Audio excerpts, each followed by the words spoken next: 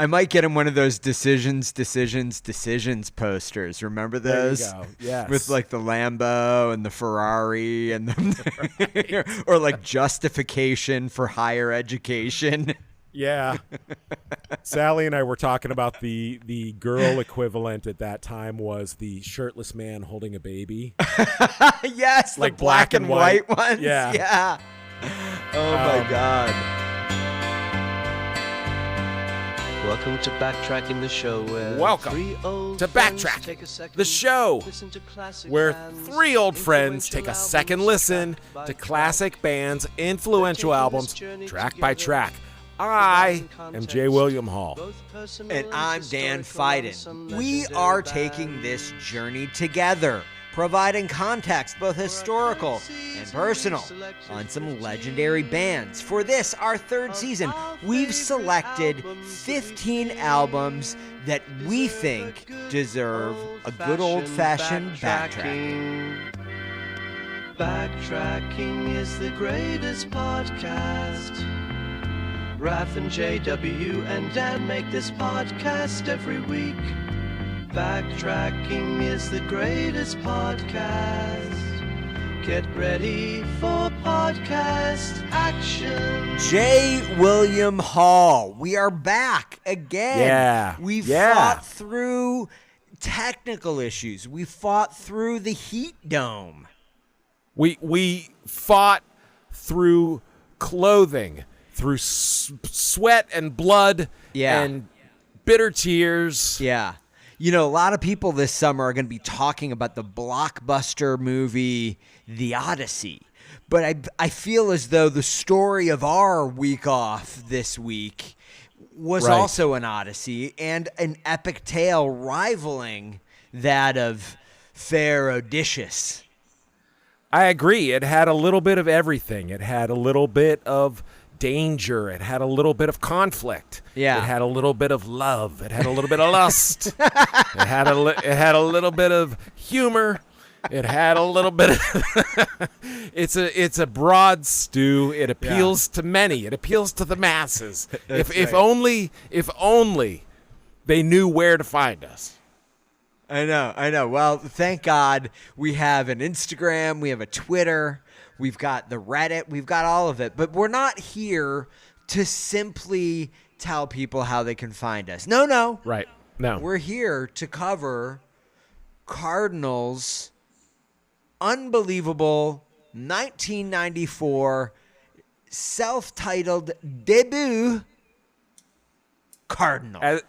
Right. As they say in Quebec. That's right. For our Canadian listeners, hey. Yeah. I know they're out there. They tuned in thinking like, oh, these guys are into Rush. Awesome. Yeah, I love Rush too. Canadian, Tragically Hip. Cool. Yeah, like Tragically Hip. Let's talk about it. And now they've got a earful of this. Listen, Sorry, we are a Canadian friendly podcast, but that doesn't mean that we're only friendly to Canada. We are friends to all nations.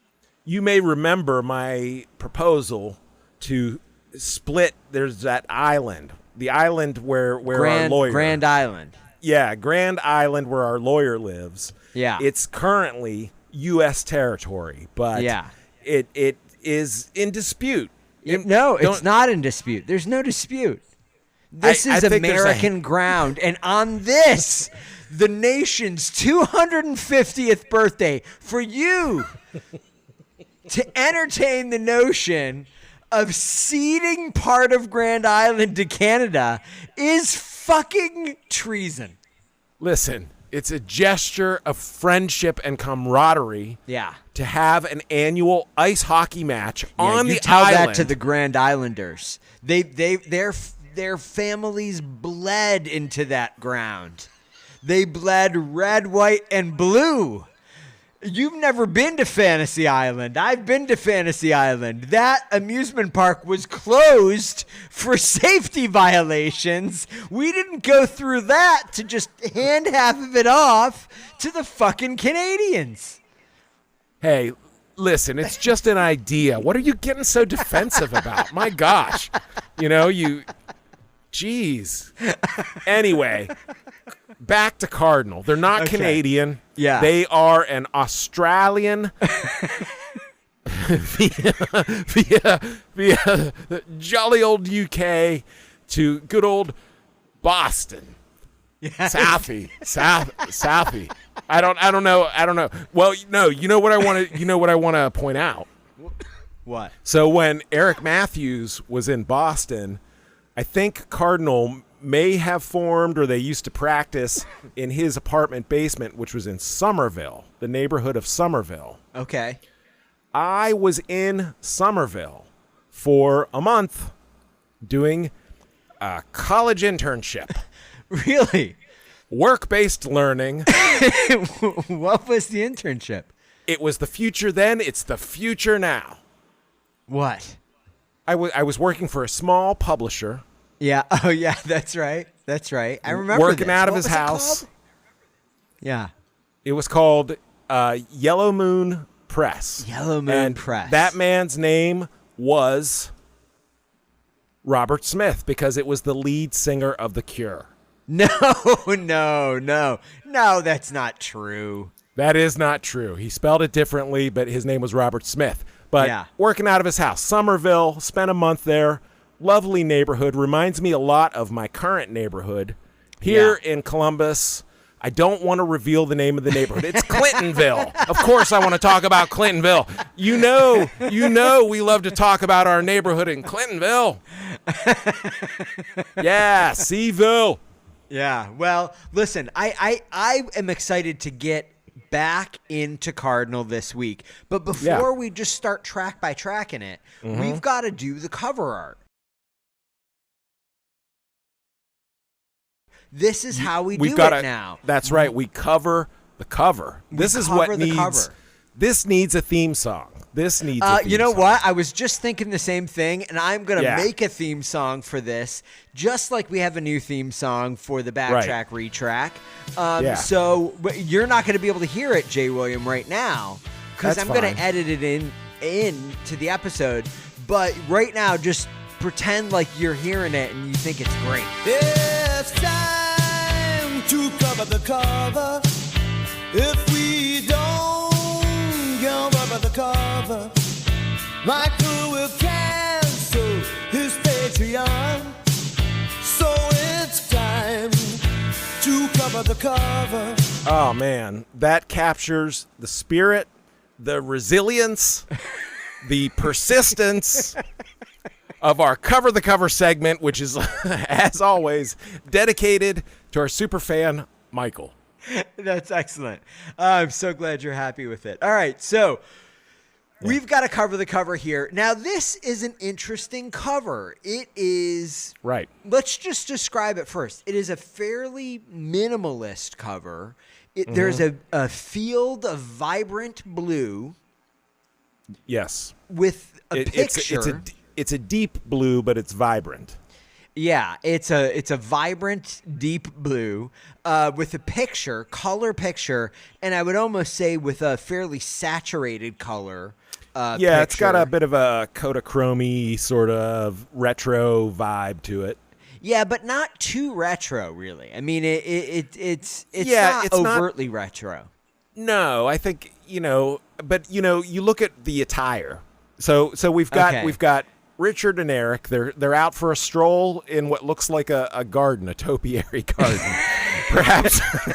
perhaps the Dan Fiden topiary garden. Yeah. In Granville, Ohio. I don't know That's if you anyone has haven't been, visited. the topiaries this year are exceedingly saucy.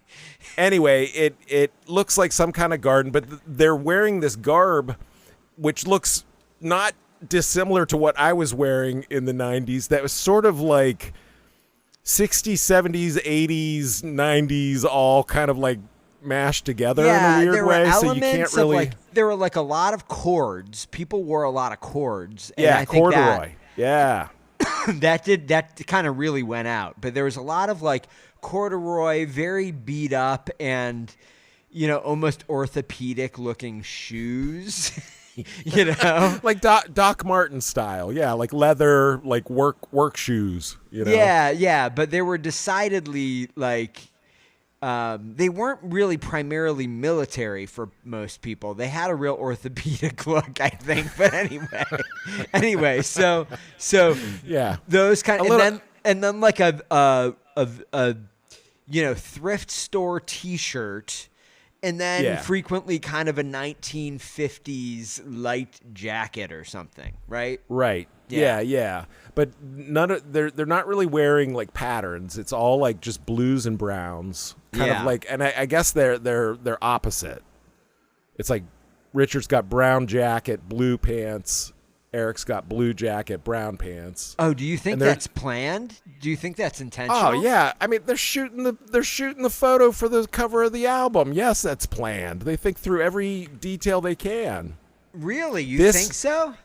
Absolutely, yes. I think it's sort of it's a little bit of like a unifying kind of thing. It's like now, a yin and a yang. Would you have spent if the Flatbeds had recorded an album that the Flatbeds did record albums. Yeah, thank you very much. Worth of material, unreleased, so sadly, unreleased, out of print. So out of print. Had it been in print ever and contain a photograph, a professionally rendered photograph of the band, would you, as one of the leaders of the Flatbeds, have demanded that we all submit our costume choices to you beforehand so that we might have seemed cohesive? That's part one of the question. Part two is, and how would you have described that cohesive look?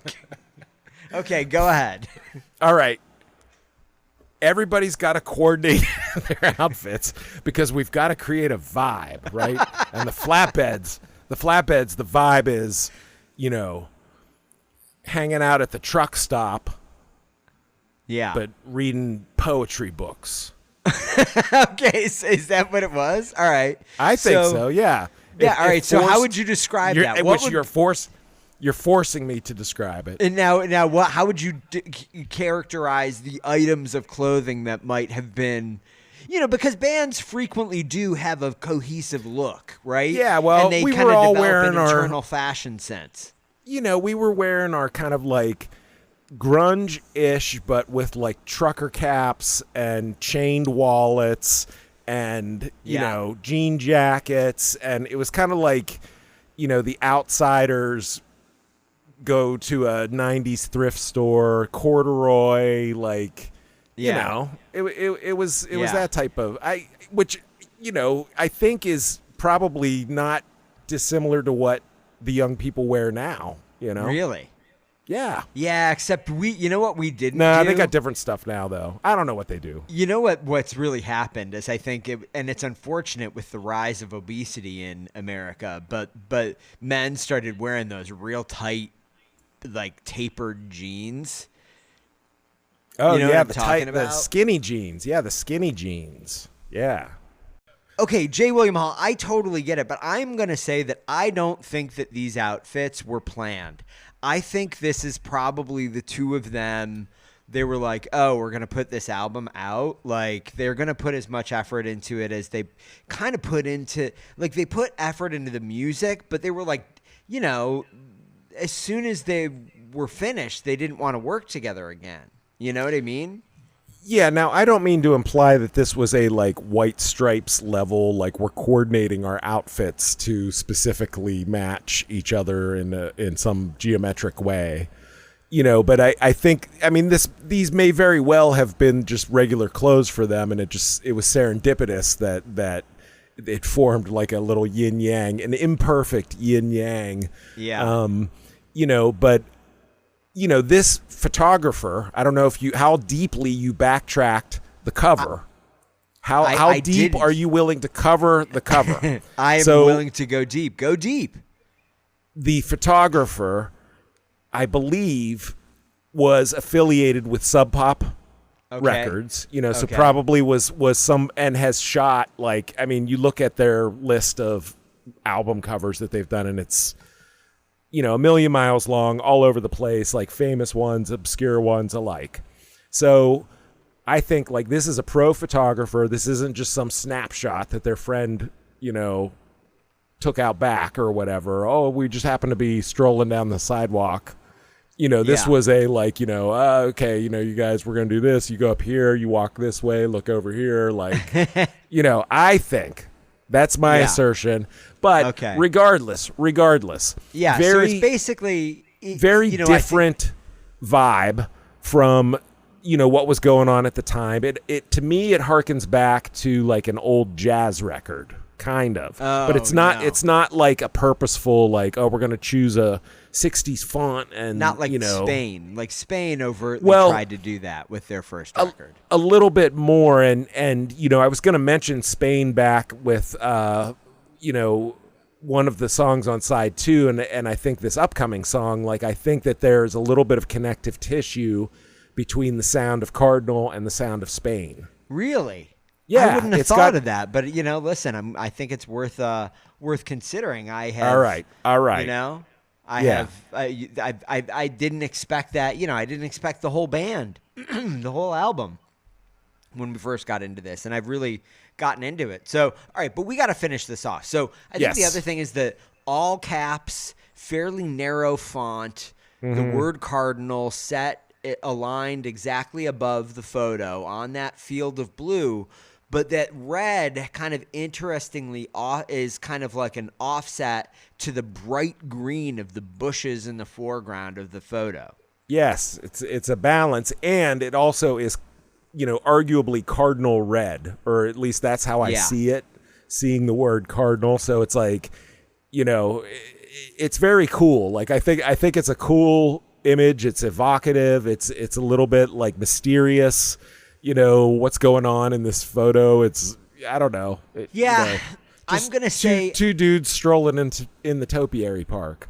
I don't like the cover, really. I don't dislike it. But I think it actually does feel very blandly 90s to me. Oh, interesting. Yeah, it's like this could be a Jawbreaker cover, or like, I don't know. I mean, I feel like there were just a lot of covers that kind of look like this. It was just like people just started to get Photoshop, and I don't know. It's just like a lot of covers like this, and I don't think it really evokes the level of interest that the music does. Like, this is a very oddball album, kind of, and it really is like this chamber pop stuff. Like, you can't get away from that. That's what they're doing. And I think that there's nothing on this cover that would make me feel like that's what they were doing, Well, I mean, you could argue that, like, this looks like a little bit retro-ish, late 60s folk orchestral. I think they should have dressed up in like 17th century outfits. Right. Yeah. Yeah. Well, anyway, whether you like the cover or not, it was memorable enough for me that when I saw it while flipping through a street vendor bin, I was like, oh, like, something stopped me about it. And I do think that, like, you could put like, this cover is, it does have a little bit of like cool old jazz record vibe to it. Not like overt at like Spain, but so I think that there is this sort of like, I don't know, oddball charm to it, I guess, but I don't know that it helped move units exactly. Yeah. All right, so are we ready to get into the first track on side B? Are we ready to do it? I've been ready. All right, Dream Figure. It is 3 minutes and 1 second. Let's go. And if I've fallen down again, don't lift me up. I'd like to taste my sins.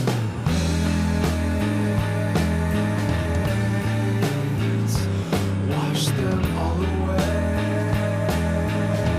All right, so J. William Hall, I wanted to ask you right off the top, is this a Matthews composition? And Yes.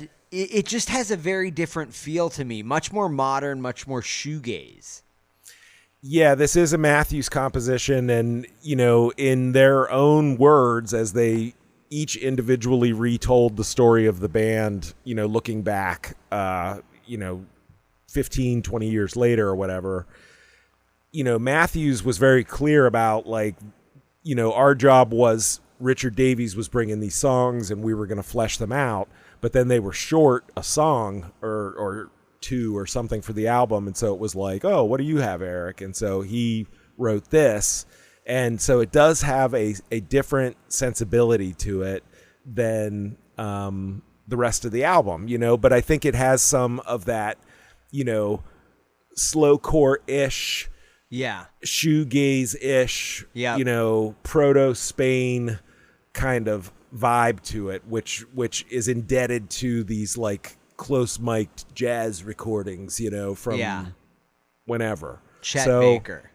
Yeah. But I mean, this is undoubtedly a pop song. It was released as a single for the album, and it was named Single of the Week by Melody Maker. That's right. The taste-making publication, big in the UK in this era. So, that's a pretty big get. And, Now, do you think that was ever a cause of tension between Davies and Matthews, that like the one song that he wrote on the album ends up being, single of the week or whatever? I have no idea, I've read up on them over the years. Like I followed their solo careers a bit, and and they always get asked about this album. They get asked about, why wasn't there a immediate follow-up? And it seemed to be just like a melting pot of different things. Like one was that even though they were friends having, created this stuff together, they weren't like old buddies. They were very different personality types. They wound up on opposite coasts, and they had other projects and other interests and things that were kind of just like pulling them apart. And then they didn't have the same kind of working style, I guess, so, it sounded like Eric Matthews already had connections at Sub Pop, and he had a well of like a bunch of songs that he wanted to, orchestra up, which is what he did, when he finally, talk about like, jazz influenced, cover art and stuff. Like his, solo albums definitely, picked up that thread, and, and they're really great albums. So he clearly was sort of like bursting at the seams to kind of do his own thing. And, Cardinal was sort of launched as a Davies vehicle. So it was like, what's the right balance? Like they were just at the beginning of the journey, but it was Matthews already kind of had his own vision and wanted to pursue that, so that's what they did, and circumstances had them in different places, and it was just, didn't seem like it was acrimonious. Yeah. So, but then they do, they eventually But now reunite, what I read is that they did not communicate basically as soon as this process was over, and they didn't talk to each other like for years. Yeah, that does seem to be the case. And, part of it seems to be too that, Davies, this is his side gig. He's a practicing attorney, in Massachusetts. Yeah. Like that's his day job and that's what he does. And this is like a hobby, at some point. I mean, I think he was going for it with these first couple of solo albums, but I think it was a little bit like his profile just seemed to diminish, with each solo album. Yeah. And until I think, family life or whatever, like took him to, so he was mostly doing that. And, Matthews continued to release periodic solo stuff, but was also doing a lot of studio work for other people, who we've already mentioned a few, but if you look at his discogs, like he's been on tons of stuff. So, I think that they weren't really like stay in touch kind of friends, Yeah, I guess. I mean, they are not good at getting in touch. I'll tell you that. We requested interviews with both of them multiple times. Oh, did we? I didn't know about that. Yeah, and I couldn't even get a response from like any of the ways that we reached out. So yeah, I don't know. I mean, it definitely seems like they're not like, warm, old best friend, kind of relationship. But, they did work together a bit in the early 2000s, and they put out a second Cardinal album in, I think 2012 called Hymns, Yeah. which is worth checking out. You know, it has a lot of the same, you know, the same sound and same DNA, you know, but I feel like there's some magic, you know, that isn't quite the same. Yeah. But it's 15 years later, you know, but Yeah. there's still some great songs on it. But it sounds like that wasn't an easy process, like putting that together. It took a long time. They disagreed about this and that. And, you know, so I think like no third Cardinal album is in the works. Yeah. Yeah.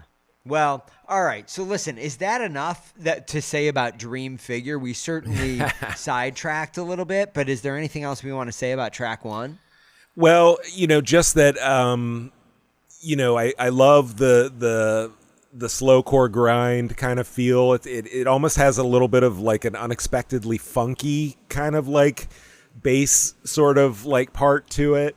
And, you know, again, great harmonies. And I love how they now this is an example of a song where they could have faded it, but instead they wrote a little like short coda with like a separate little, it sounds like an Ebo guitar kind of solo, and just kind of end it real tidy. You know, and I think that's effective on this one. So I think it's cool that it was single of the week.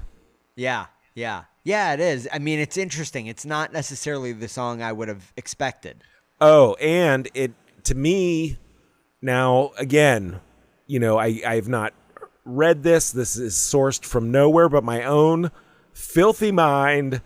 I conjecture that this song is about losing your virginity. Really? Yes. Huh. Okay. Well, fair enough. I think we all need to look into ourselves to really think that, you know, to see if we agree. Well, you know, I have looked into myself and I agree. Well, you know, that's so far, that's an N of 1, as they say. All right, we've got to move on to Okay, let's Tough Guy move on. Tactics. Yes, Tough It Guy is Tactics. Brisk 226. Right. Let's go. Yeah. Too up to sleep it over. Hospital is such a relief. And your new girlfriend is 17.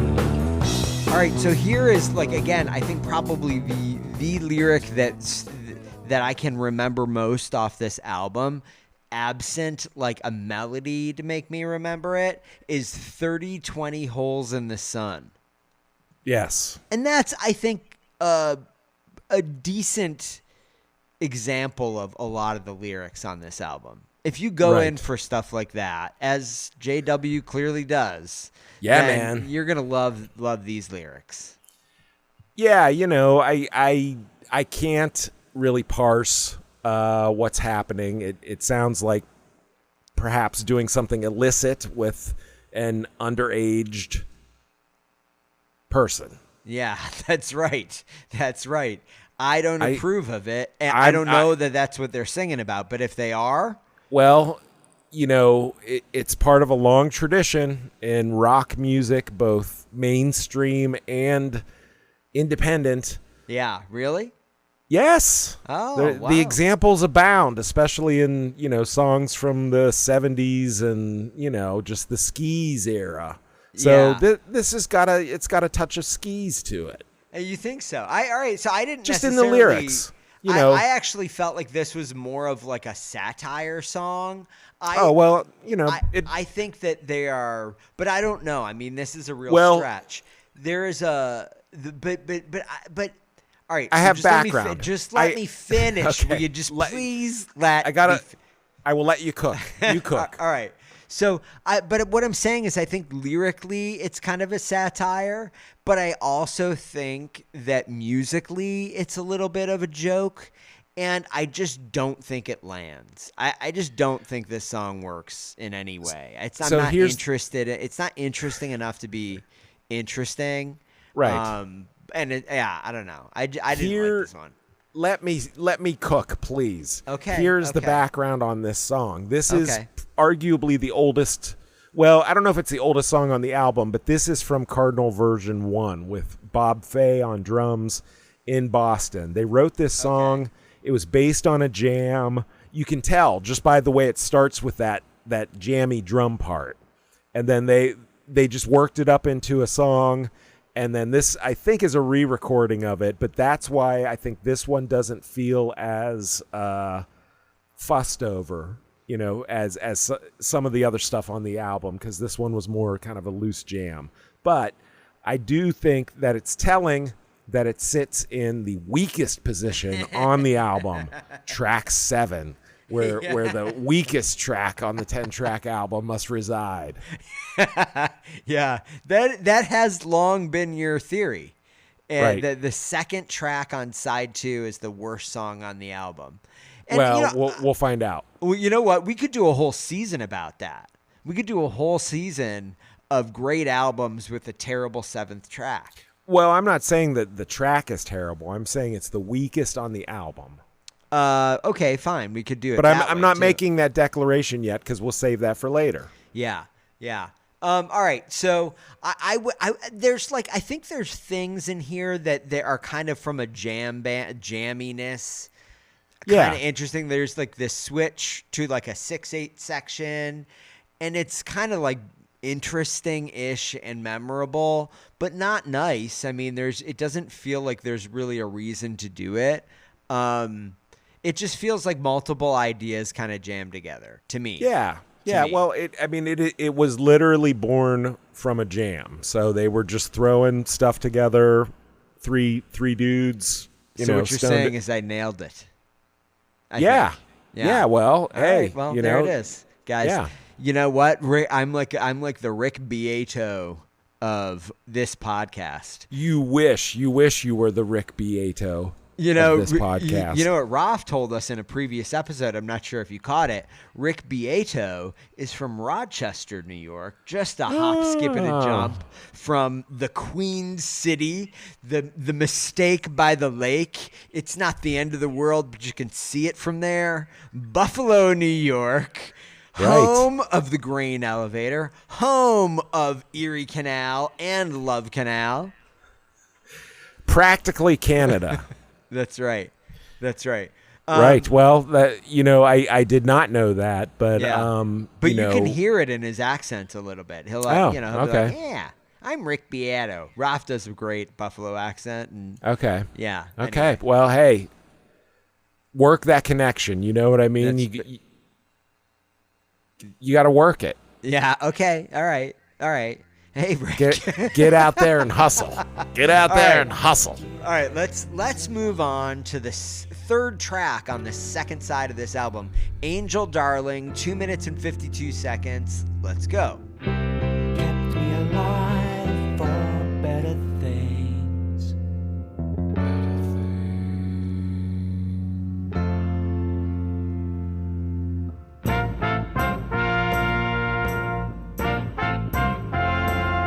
All right. Yeah. There it is. Angel Darling. Mm-hmm. Jay William, you want to start with the lyrics? You want to start with the music? I would say that I'm getting love ode kind of vibes from these lyrics. Yeah. It definitely it evokes something romantic. Yeah. I think really the big thing on this one, as on on side A, the piano-led songs, we have to give a shout out. You've Lost Me There, and then this song, the piano is kind of the lead, and I believe that is played by Eric Matthews' brother, Wes Matthews, on the Ivories. Yeah, I did see that. I was not able to confirm independently that was his brother, but I suspected it was. Nor I. Okay, so you're just speculating that's true. But I do think that probably is true. Probably. Okay, all right. It can't be that common of a name. All right. So anyway, this is sort of a duet between Richard and Eric. It's a little bit call and response-y. I don't know if it's strictly call and response, but both of their voices are featured kind of solo at various points. It's just piano, and there's only like minimal drumming, I think, on kind of the when the horn comes in for the sort of Camelot part. And but I think the most interesting thing about this song is the coda. Okay, yeah.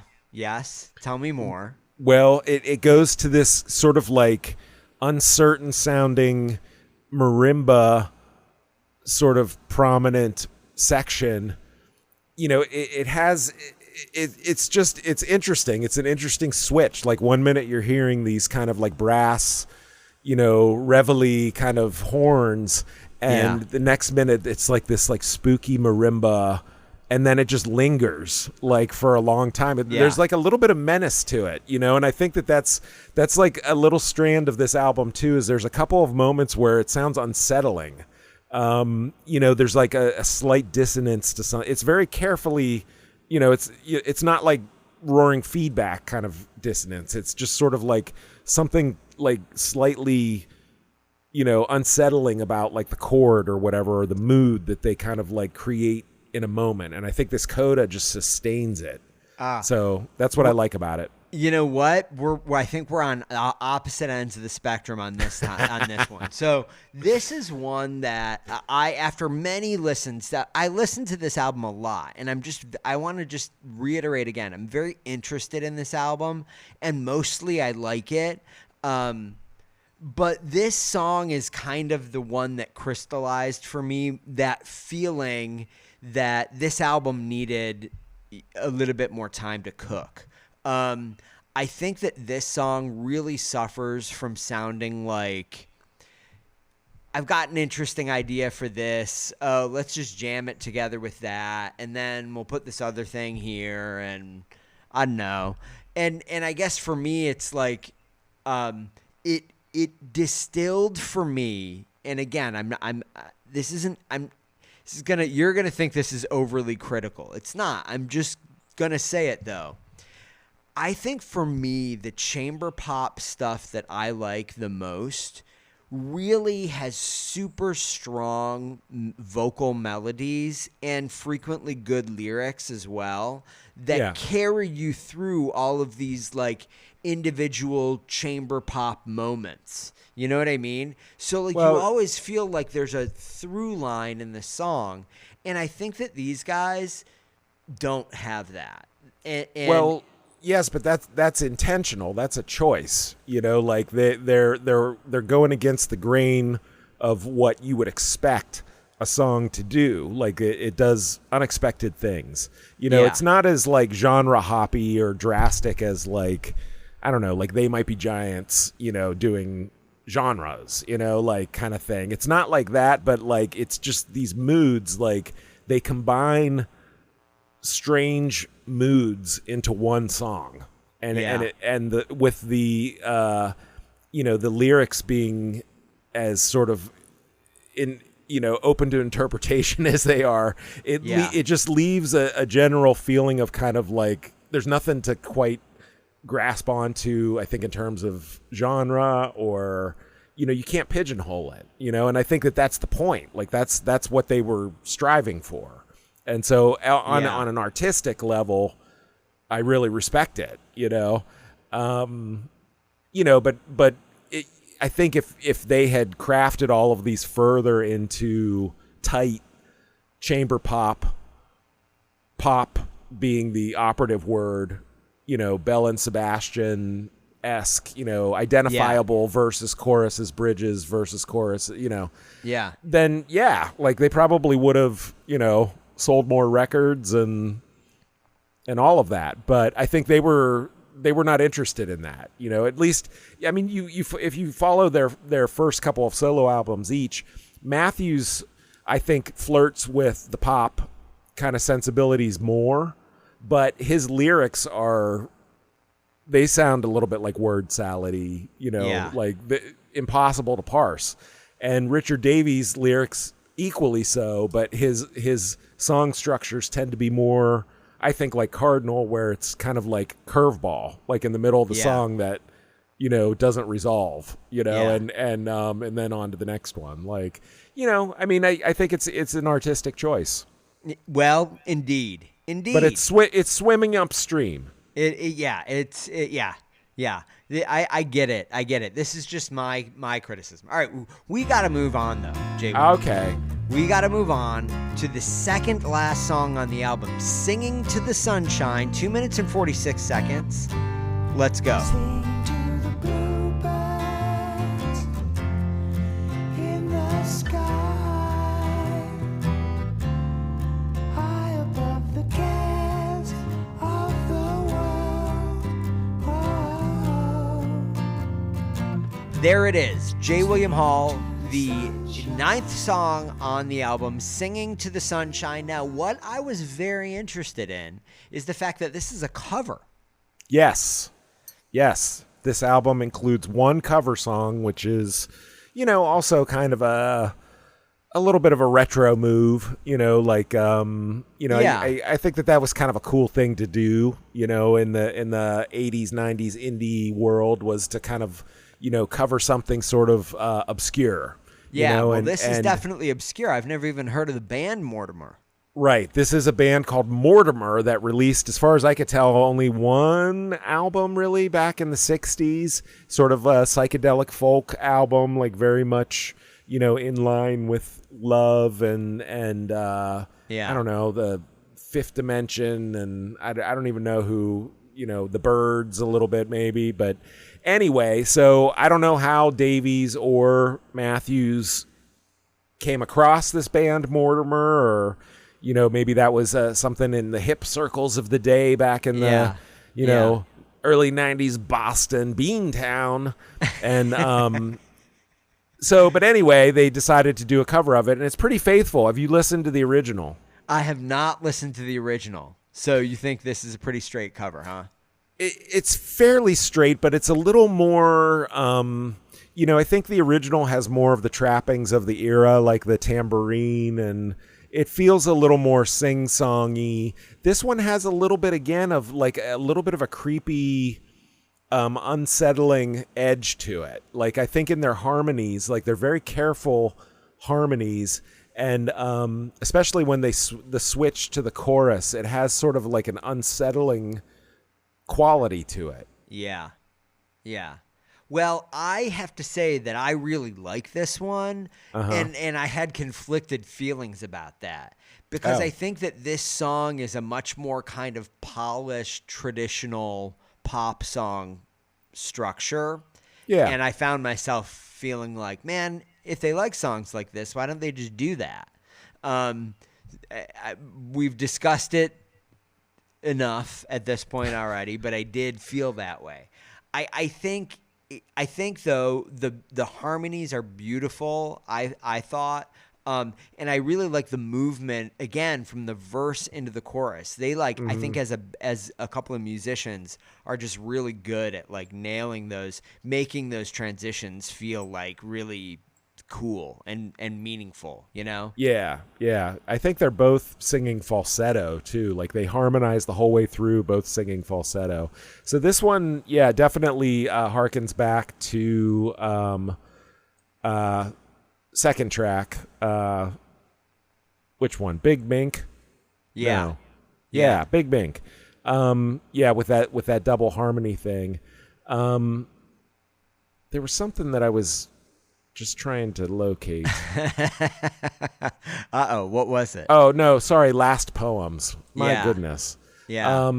But this is part of the thing about this album is like, the titles don't make sense with the songs. Yeah. Like there's no like, you can't remember easily identifiable, but it's like the whole thing's like a dream, like it's part of the art. It's part of the magic of what the album is.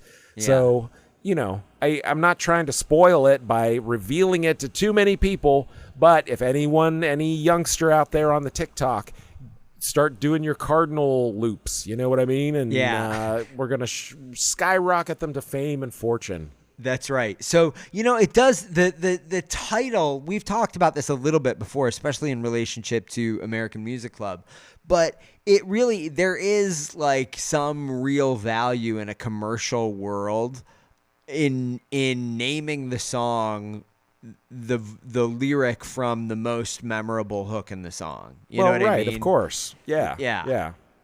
And once again, the Flatbeds did not always do that.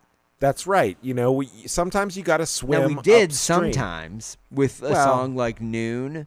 We tried to have it both ways, didn't we? We summed it. There You Ain't So Pretty Anymore. But then there was, of course, I don't La know. Mesa.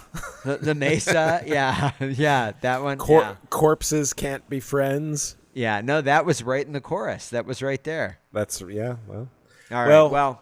Anyway, I think that Cardinal, they go the direction of, kind of nonsensical titles, I guess. Yeah, I agree. All right, so listen, we are at the final track on this side B of the album, Silver Machines. 3 minutes and 54 seconds. Let's go. Hypnotized sparks fly in the barbecue glow. Lose yourself now and everything coming. Feels inherited. Everything in my life is coming true. Talking expected. All right, so I'm just going to say that I think that this song is really, it's a very strong song. And I feel like they intentionally began the album and ended the album with the two strongest kind of traditional songwriter songs in the entire set. That's probably true. I mean, this one, by Cardinal standards, definitely has an identifiable chorus. And, I mean, it's still, the lyrics are still oblique. Do you have a interpretation? I don't know. I mean, there is this, there's probably the most memorable set of lyrics in this song is the Silver Machine, where they say silver machines. And, I believe that, but I can't remember the lyric right now, but there's that one verse right there that I think is as close to being discernible as possible. And I took that as the silver machines being computers. Okay. So it was kind of a vaguely anti-technology or, technology hesitant perhaps. Yeah. I always went to my old go-to. I thought it might be about the music business and making music. Oh, that's right, because there is a verse in here that's totally about the music industry. Yeah, he says the music machine is a whore you can have 1,000,000 times. So, maybe it's a foretelling of Napster, of online file sharing. Do you buy this? It could be. I said up front, and I'll say it now at the back end. I think the lyrics on this album are one of the weakest points. And I get that it's a style preference thing, but I would say if you're an Elliott Smith fan, you absolutely need to listen to this album. Yeah. But do not expect to get anything close to what you get from Elliott Smith's lyrics. It's not about that. That's not the thing to take from this. It's the music. Right. I would say Elliott Smith maybe stylistically has elements of this, but his lyrics are generally more accessible. Yeah. Well, yeah. All right. So listen, I also think that this song is an amazing example of what I've talked about a couple of times, which is these verses that kind of move into a pre-chorus and then move into a chorus. And they do a lot with dynamics and with key and the instrumentation through those changes, those shifts from verse to pre-chorus to chorus. And I think it's just probably the greatest strength on this album. I think it's just such a cool way that they do that so well across all these songs. Yeah, everything is very well constructed. They definitely thought through these arrangements and, fought through these arrangements, is what I've gleaned, but it pays off. It's a great epic closing song for this album. Yeah. All right, so is there anything else we need to talk about it, or are you ready to get into the final moments of the podcast, the best and the worst. Yes, I think I'm ready, but I'm not going to lie. It's going to be difficult for me on this album. All right, well, I don't care if it's difficult. You're going to have to be a man, and you're going to have to make the decision, and you're going to have to do it right now. J. William Hall, I want to know, what is the worst song on this, the amazing self-titled debut by Cardinal? I am going to, perhaps it's no surprise, pick the song that is traditionally the worst song on the 10-track album. It is the second track of side 2, track 7. In this case, the title of the track is Tough Guy Tactics. I don't mind the song. It definitely sounds akin to the early jams that they released on the reissue. But that was like a different beast. That was a little bit of a different band. And so this song sounds a little bit like it sticks out. But, in keeping with the eclectic nature of this album and the many sort of genres that it sort of dabbles in here and there, this one is different in that way as well. So make of that what you will, but that is my pick. I love it. I think that's a tremendous pick. And the thing I'm most excited about, J. William Hall, is that you got it absolutely right. That is the worst song on this album, without a doubt. It is a stinker. This song should be removed from the album. The cover song should be removed from the album. I think we tighten up a few other things. You maybe just put this out as like a 5-song, maybe a 6-song EP or something. No, I'm my just God. gonna float that out there. Stop it. Stop hindsight it. is 2020, but I'm No. already gonna make that claim. Yes, No, I'm gonna listen. do it. Listen, this has got me to thinking. You've got me to thinking, and I think that I am going to do a backtracking, retracking of this album. Backtrack. Retrack. All right, listen, I'm going to keep the album basically the same, but I'm going to remove Tough Guy Tactics from the track listing. What I'm going to substitute on the album is the B-side, Say the Words Impossible, which I don't know if you managed to listen to. I didn't.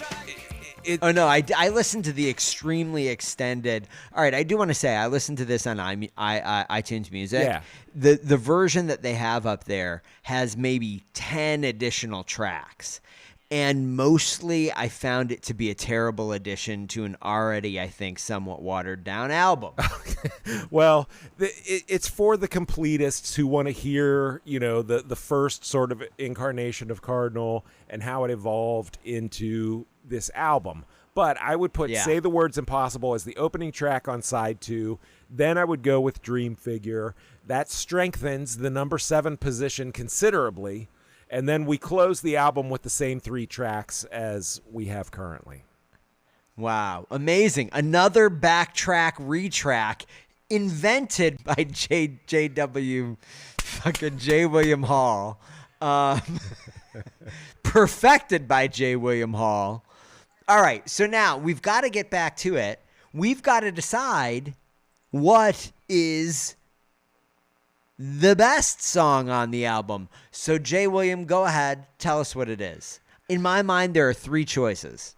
Well, I can't deny that 4 of the 5 songs on side 1 I would consider to be contenders. Okay.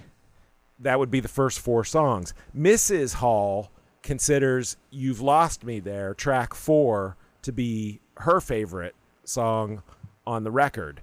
For me, I think it's a great introduction to the album. I think it's a great introduction to the band. It may not have the title that you prefer, but it is called If You Believe in Christmas Trees. And indeed I do, for I hail from the Christmas tree capital of the world, Indiana County, Pennsylvania. Thank you very much.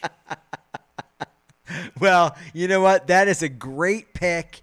Unfortunately, J. William Hall, It is incorrect. Not only is it incorrect, but it was a close miss. It wasn't that close in my mind. I think that the order of good songs on this album, I would argue, coming in at number 4 is Do You Believe in Christmas Trees? If you believe in Christmas trees. If you believe in Christmas trees. Number 3, Dream Wait, Figure. hold on now. Here, you're giving your Number whole... 2 is Dream Figure. Silver Machines. Okay. So number 1, Mrs. Hall was right. Happy wife, happy life. It's easy to make that lady happy today because she is correct. You've Lost Me There is the best song on the album. Wow, I can't. It is irresistible. I can't wait to tell her because she doesn't listen to the podcast. Wow. Well, you know what? It could be reveling in this moment could be her time to start. All right, I'm going to tell her she's featured in this episode. Yes, excellent work. You've outshone your husband who took the swing and a giant miss on the best song on the album. Well, it's not too hard to outshine this guy. All right. So listen, J. William Hall. Yeah. That's it. What? We're done. No. We've done it all. We did. Are you sure? You did a backtrack retrack, All right, which I listen. did not expect, but I was delighted by. Well, listen, I would insist on delving into each and every B-side and early demos and other tracks that have been released with the digital version of this album. Go out there and find it. It's called Cardinal. It's from 1994. If you like psych pop, if you like Baroque pop, if you like orc pop, there are all the fans calling right now. I know, the hotline is going off They're right already now. saying, where can I get this album? You can find it online at all of the usual streamers. Just Google around. It's a little tough, though, because Cardinal is such a, kind of ungoogleable. I don't know. I Yeah, think there's multiple it's true. Cardinal whatever out there. Anyway. You can find it's on all the streaming Yeah, platforms. yeah. You can find it. Come on. You can find it out there. Do so a little work. until Do a little work. That's something that the kids don't have to do anymore. They don't have to do any work. They don't got to go dig in the crates. They don't have to go flip through the vendors on the street in some strange Listen, foreign city. Hotshot, before you start talking about what everybody else should do, you know what's coming next week? What's that? Candlemass. Oh, my. Candlemass's album, Tales of Creation, one of my picks, is coming up next week, and I want you to do it. And you've been reluctant. You're going to have to do some real thinking and a lot of listening because it is an epic album. Until then, we just have to get everyone to follow us on the social media. Yeah. Instagram, X, Reddit. We're always called Backtracking Rocks ROX. Our YouTube channel is Backtracking Rocks ROX. And unsurprisingly at this point, our email address is, of course, backtrackingrocks@gmail.com. Email us. Right. You You got to keep that's those it. things That's all consistent. everybody- You got to keep them consistent. You got to start do all those things. if you're like, oh, Backtracking Rocks 2023 because that's when the first season, no. Then this is the kind of pro I am. When I could have made it Backtracking ROCKS on most of those channels. Right. But you know why I didn't?